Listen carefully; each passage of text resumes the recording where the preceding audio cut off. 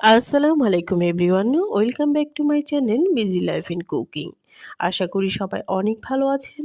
আমি আজকে আপনাদের সাথে শেয়ার করব লাউ পাতা দিয়ে চাপা শুটকি এবং লইটে শুটকির ঝোড়া। মজাদার লোভনীয় এই ঝোড়াটা অসম্ভব স্বাদের এবং এই ঝোড়াটা একবার খেলে এর স্বাদ আপনারা কখনোই ভুলতে পারবেন না। আর এই ঝোড়াটা দিয়ে আপনারা কয়েক প্লেট ভাত খেয়ে ফেলতে পারবেন নিমিষেই। তো যাদের মুখে রুচি নেই তারা এটা খেয়ে বাসায় ট্রাই করতে পারেন। তো চলুন রেসিপিটি দেখে আসি।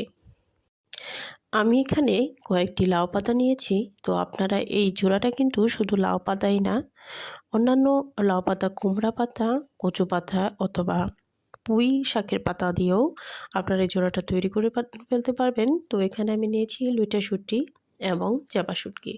তো লইট্টা শুটকিটা আমি ছোট ছোট করে কেটে নিয়েছি। আর এখানে নিয়েছি পেঁয়াজ খানিকটা পরিমাণ, নিয়েছি আস্ত রসুন, এবার এখানে নিয়েছি রসুন বাটা, কাঁচামরিচ বাটা এবং আস্ত কাঁচামরিচ।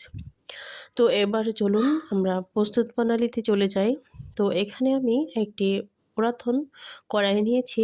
তো এটাতে আমার বানানো সুবিধা হবে, কারণ এই ঝোড়াটা করার সময় অনেক নাড়াচাড়া করতে হবে।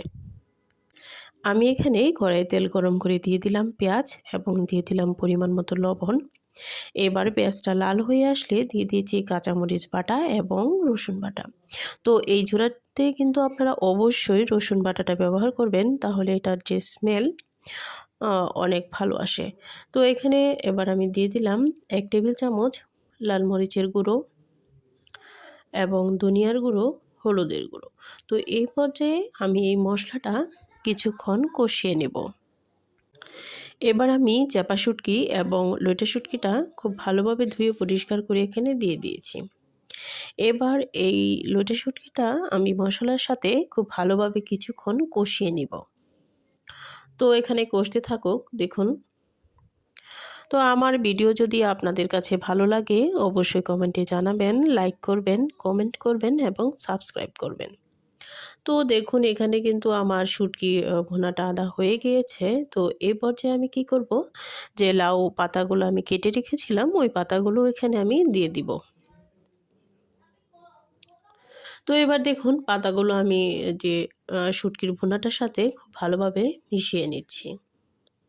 তো এই পর্যায়ে পাতা থেকেই কিন্তু অনেকটা পানি বেরিয়ে এসেছে। এবার এই পানিটা দিয়েই আমি ভাজাটা করে নেব, যাকে বলে আর কি যে ঝুরা।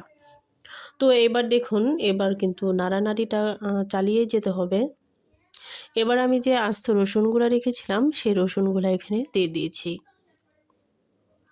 তো এই পর্যায়ে আমার যে পর্যন্ত না হবে আমার ঝোড়াটা, এই পর্যন্ত আমি এখানে নাড়াচাড়া করতে থাকবো, না হয় নিচে লেগে যাওয়ার সম্ভাবনা থাকবে। আর এখানে দিয়ে দিলাম গোটা কয়েক কাঁচামরিচ। তো এই পর্যায়ে দেখুন আমি এভাবে নাড়াচাড়া করতে থাকবো এবং আমার ঝোড়াটা হতে থাকবে। তো দেখুন ঝোড়াটা কিন্তু ভাজা ভাজা হচ্ছে। তো এই ঝোড়াটা কিন্তু আমার ভাজা ভাজা করতে হবে। এবার আমি দেখুন আমার প্রায় হয়ে গিয়েছে আমার ঝোড়াটা। তো এখানে যে ঝালটা, এই ঝালটা কিন্তু আপনারা আপনাদের মতো দিতে পারবেন, যে যেরকম ঝাল খান। তো অনেকেই এটা কিন্তু অনেক বেশি ঝাল পছন্দ করে, আবার যে যেরকম পছন্দ করে ওরকম ট্রাই করতে পারবে। তো দেখুন কতটা লোভনীয় হয়েছে ঝোড়াটা। তো এই ঝোড়াটা কিন্তু মাছ, মাংস, রোস্ট, পোলাও এর স্বাদকেও কিন্তু হার মানাবে। তো আপনারা যারা মুখে রুচি নেই বা অনেকদিন যাবৎ কিছু খেতে পারছেন না, ভাত ভালো লাগছে না, তারা অবশ্যই বাসায় এটা দিয়ে ট্রাই করবেন। আশা করি যে আপনারা এক নিমিষেই কয়েক প্লেট ভাত খেয়ে ফেলতে পারবেন।